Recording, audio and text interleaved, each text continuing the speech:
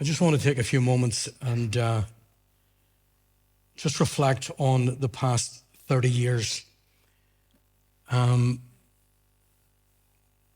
was in August 1977 whenever Kathleen and I, along with Jonathan, who was a year and 10 months at the time, left Denmark Street and moved to the Elam Bible College in the southern part of England, in Surrey.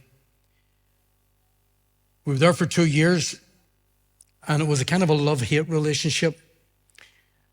There were times where we just didn't want to be there, but we knew that it was a God thing. We missed home, we missed family. We even thought that if we get home at Christmas time, we'll decide we want to come back to college after Christmas, and that's how we worked our way through the 2 years. Every time there was a break, we came home and wondered if we'd ever go back to college, but we did, because again, although we knew that we had to keep pushing through, we knew in our hearts that it was God who wanted us to be there and to get through those 2 years. So we returned to Northern Ireland in July 1979, and Cara was born in August 79, and it was then within a few weeks that we moved to Rathfriland. We had to find a map in order to find where Rathfriland was. We hadn't a clue where Rathfriland was. We thought we were going to Rathlin Island, and it was only the map that showed us that we're down close to Newry. And so there we were for 2.5 years. And in April 1982, we returned to the Shankill, and we've been here for 41 years back in the Shankill Road. We never thought that we'd be back. We thought it might be 15, 20 years before we get an opportunity to get back to the Shankill, but we're back within 2.5 years, 1982, and we have not left it. Many a time we wanted to run 1,000,000 miles, but again, God kept us here through all of the stuff that was going on. We were in Ballysell Elam from 1982 for 10 years up until 1992. But then it was in 1989, so 3 years before we left Ballysell, we bought the old stadium on the Shankill Road. When I say we, it wasn't Ballysell that bought it. I was youth director for the Elam churches in Ireland at the time, and I got the support of Eric McComb, the then Irish superintendent, to purchase the stadium and to open it as a youth and community outreach facility, not knowing that it would become so much more than what we had thought at that particular time. So we continued for 3 years, still running Ballysell, 7 years plus the 3 years, 10 years, but then looking after stadium at the same time also. And I want to thank John Legg for John's amazing help at that time. Thank you, John.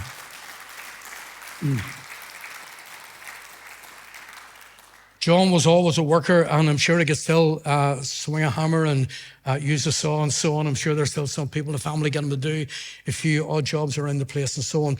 But John was absolutely incredible in giving support and helping us within the old stadium and to get things done. And then on the 1st of July, I'd not even planned this. I determined after I left Ballysell in 1992, because I thought I had to make a choice. In 1992, 10 years being in Ballysell and 3 years now running the Stadium Youth Outreach Centre.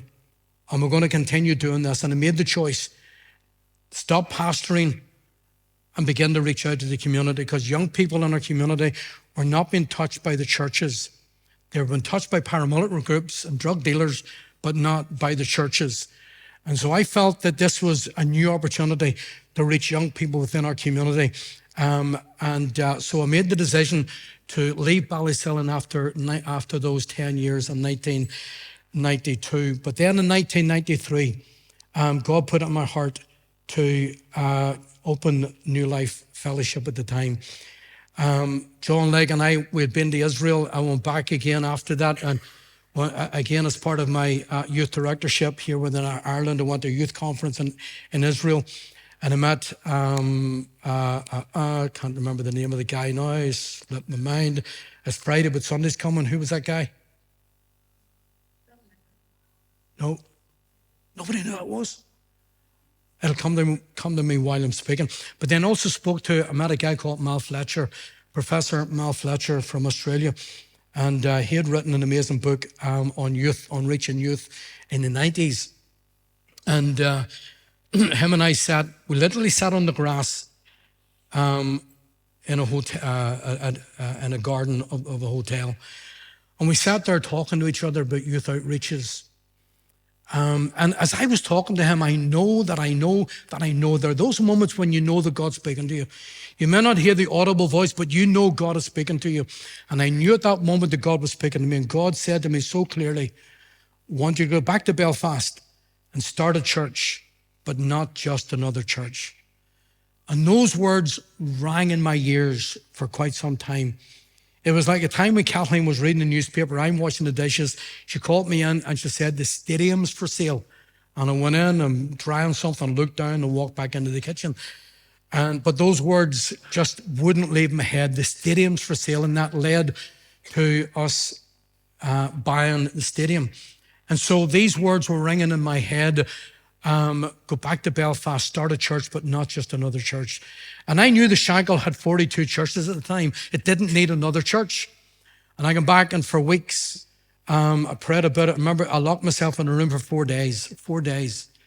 Kathleen brought me coffee. 4 days, I'm in that room, I'm praying, I'm seeking God, I'm on the computer, typing stuff up. And after 4 days, I came out with a document, and I spoke to Eric McComb about it. And it took a little bit of time, but we got it passed that we would start New Life Fellowship. We plastered the Shankill Road with NLF posters. That's all we did, NLF, all over the Shankill Road, NLF. Even the police put it in a notebook, and they wondered what this stands for. Is this another group? And one woman at the bus stop was heard saying, this is all we need, another paramilitary group. And we just put it all over the Shankill Road, NLF. And then after 2 weeks, we put out leaflets, NLF at the front, and the back of it, New Life Fellowship, and John 3:16 on it. And so we started New Life in July 1993, the 4th of July, the first Sunday, which is this first Sunday today in 1993. And we sold the stadium, we moved to Top House. We had managed to buy that. And then we were given Townsend Street. Elam gave us the building, Townsend Street. I wasn't too sure about Townsend Street because it's a church building, and I didn't want a normal church situation again. And so we used it on Sunday mornings and continued to do evangelistic outreach on Sunday nights and so on. And then I remember praying and said, God, you have to show me here. Is this where you want us to move as a church? Is this where you want us to go? You got to give me a sign. So we decided we would have a Sunday night service in the Townsend Street Church building. The place was packed that night. And the very first person to raise her hand to commit her life to Christ that night was my own mother. And it was like God leaned over and whispered and said, Jack, you asked for a sign. Couldn't think of a better one than that. And I knew that moment that this is the place for us. And one other person got saved that night. After that, Sally got saved, Robert got saved, and other people came from Denmark Street area, Lower Shankill, and they came in and they gave their lives to Christ as well. So we saw the church. Billy Potts. Billy, you were saved down there as well. Making that move opened doors for us. But then, and John Legg came in, and John pastored with us. You were there for 9 years or so, John. And again, we had an incredible time together, and John's ministry was amazing with us. I remember one time I asked John to preach on tithing. I didn't want to talk about money. So I asked John to talk about money, talk about tithing. And John got on the platform that Sunday morning or whatever it was, and he was dressed like, what do you call it, John? A thief. There's another, he just kind of, striped T-shirt and the wee mask on and the bag over his shoulder. And I was like, you're all thieves, you're stealing from the Lord. And I was like, I didn't want you to say that, John. And challenged everyone in terms of when it comes to tithing and giving to the Lord and giving to the Lord's work. But John did so much, much more than that. And we were a great team and great friends. And we not only went to Israel together, we went to Florida together. I think what broke John's heart when he got home, he used his mobile phone so many times. I think his bill was about 200 quid when he got back again. But we had some absolutely amazing times. We were totally blessed down at Townsend Street. And then someone with Jim McCauley came and told me that the stadium was, or that James E. Ball building here was for sale. And again, it's when someone else says something and you think of you, okay. But again, it never left me. And I came to have a look at the building. And as it was a result of that we knew that this is where God wanted us to move. And so we came, we made a bid on it, and the UVF asked me for £50,000. So they would guarantee that we'd get the building. I wouldn't give them a £50,000. So someone else did. And they got the building, but they had to get a loan of £1 million. And when the final result came through from the bank, but it took 7 months. And 7 months at Margaret McCurley, and was it Jean as well, Margaret? And Jean coming around this building and praying over this building, anointing the fence with oil, anointing the railings with oil and praying over it. And keeping coming to me week after week and saying, Jack, we're around praying for that building. I said, Margaret, the building is sold. One time I said, read my lips, the building is sold, it's gone. And but 7 months later, the estate agent phoned me and asked me, are we still interested in the building? I said, yes, why? And they said, because the other deal has fallen through. Some poor guy lost 50,000 quid, but never got his £1 million loan from the bank. So we were able to buy this building cash because we were able to sell the building in Townsend Street and buy this building and move into it. Worship team, come to the platform, please. We're going to close in just a moment.